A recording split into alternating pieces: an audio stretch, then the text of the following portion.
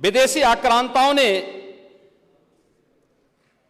केवल इस देश के अंदर धन दौलत ही नहीं लूटा था, इस देश की आस्था को भी रौंदने का काम किया था। दुर्भाग्य है, आजादी के बाद उन विदेशी आक्रांताओं को महिमामंडित करने के कुत्सित प्रयास हुए अपने वोट बैंक के लिए, अपने वोट बैंक के लिए। भारत का हर नागरिक, मुझे बहुत अच्छा लगा, मैंने एक दिन सुप्रीम कोर्ट की एक अधिवक्ता, संभवतः मैं उसका नाम जान नहीं पा रहा हूं, लेकिन कुछ संभवतः कोई सूबई खान है,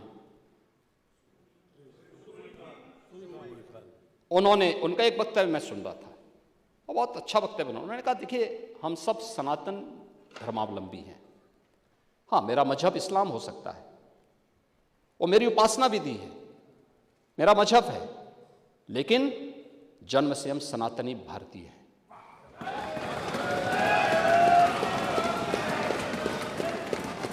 ये बोलने में संकोच क्या, लेकिन यहां तो अपनी पहचान को और भारत की पहचान को ही समाप्त किया जाता है।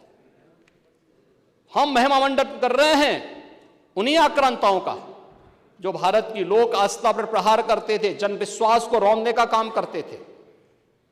भारत के महापुरुषों,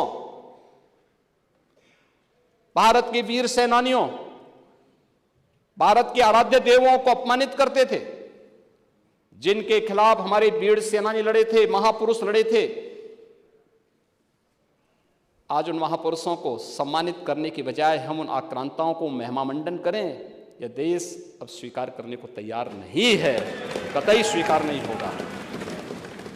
और तब भी दुर्योधन ने कहा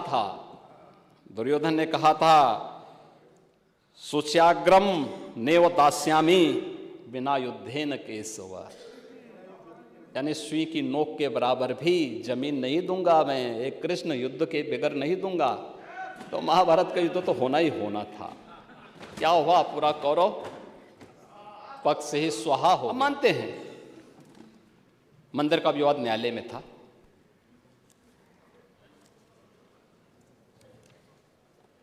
लेकिन वहां की सड़कों को तो चौड़ा किया जा सकता था ना, वहां के घाटों का पुनरुद्धार किया जा सकता था, अयोध्या वासियों को बिजली की आपूर्ति की जा सकती थी, वहां स्वच्छता की व्यवस्था की जा सकती थी, वहां स्वास्थ्य की बेहतर सुविधाएं दी जा सकती थी, वहां एयरपोर्ट बनाया जा सकता था। विकास के इन कार्यों को किस मंशा के साथ रोका गया था? कौन सी मंशा थी कि अयोध्या का विकास ही अवरुद्ध कर दो, काशी का विकास ही अवरुद्ध कर दो, मथुरा वृंदावन के विकास को ही अवरुद्ध कर दो? महोदय, ये तो मुद्दा नियत का है।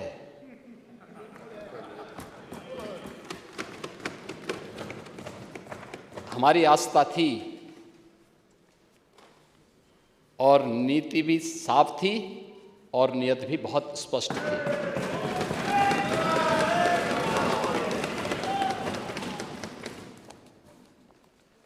हमने बिना रुके, बिना डिगे, बिना झुके हम लोग अयोध्या भी गए, प्रदेश के हर जनपद में गए। अगर मैं अयोध्या और काशी गया हूं तो नोएडा और बिजनौर भी गया हूं। अयोध्या को इसलिए अभिषिक्त कर दिया गया था कि वोट बैंक कट जाएगा, और नोएडा और बिजनौर इसलिए लोग नहीं जाते थे कि वहां से जाने पे कुर्सी से उतर जाएंगे। हमने कहा इन चारों जगह तो जरूर जाएंगे। इसलिए भी जाएंगे कि भाई अयोध्या इसलिए जाएंगे, हमारी आस्था का स्थल है, और ये मेरा सौभाग्य है और मेरी सरकार का सौभाग्य है कि अयोध्या का भव्य दीपोत्सव जो आज राष्ट्रीय आयोजन बन चुका है, राष्ट्रीय उत्सव बन चुका है, उसको हमारी सरकार को शुरू करने का सौभाग्य प्राप्त हुआ। हम लोगों ने शुरू किया। आज वो एक नित नए प्रतिमान स्थापित कर रहा है। अयोध्या को उसकी एक पहचान दिलाई गई।